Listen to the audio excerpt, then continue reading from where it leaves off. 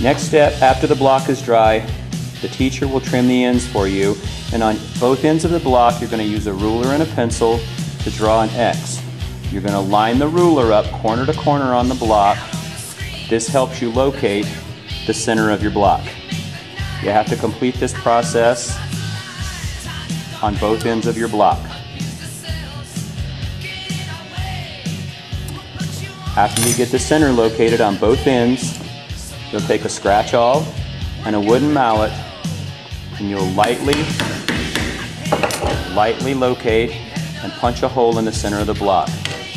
On the other end of the block, you'll put it in a vise, snug the vise down. You'll use a back saw to cut small curves into the end of the block.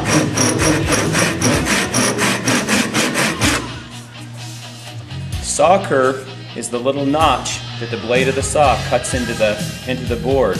That saw curve allows the spur center from the lathe to bite into the board to help it in the rotation.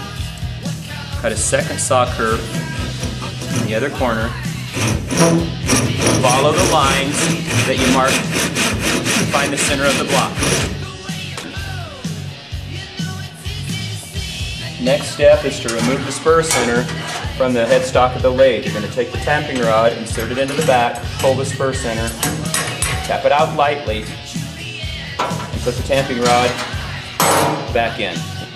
The ridges of the spur center will line up with the saw curves that you made with the back saw earlier. So take them and line them up, and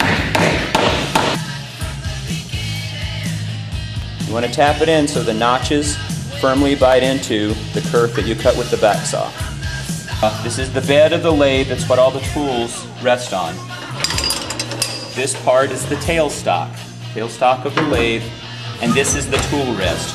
The tool rest is what your lathe tools sit on when you're doing your turning. For the first part of the setup, we're going to take the spur center and we're going to slide it into the headstock and slide the tailstock up into the center hold, into the center hold of the block that we punched in earlier. Slide it in gently, and then the next step is to take the locking handle and make sure that the locking bolt on the tailstock is firmly secured. After that's firmly secured, make sure that the ram lock tightening screw is loosened.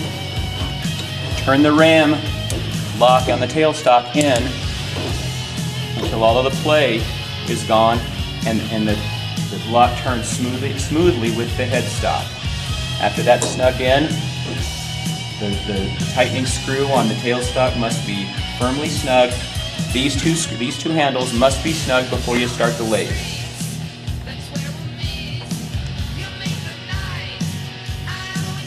The next step is to adjust the tool rest as close as you can get to the block, and this is a safety precaution for beginning your turning.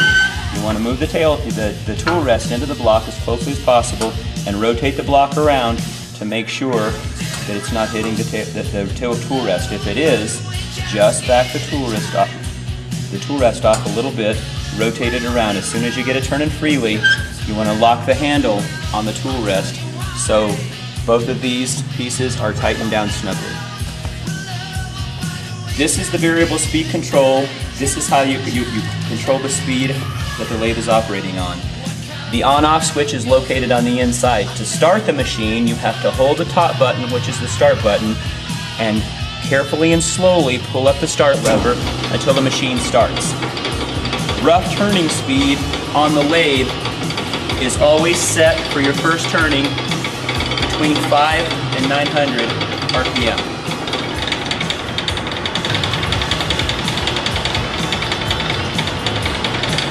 Normally, when operating the lathe, you would have the guard down covering the block, but for demonstration purposes, I'm going to have the guard up. Make sure anytime you're operating the lathe that you have the guard covering your turning.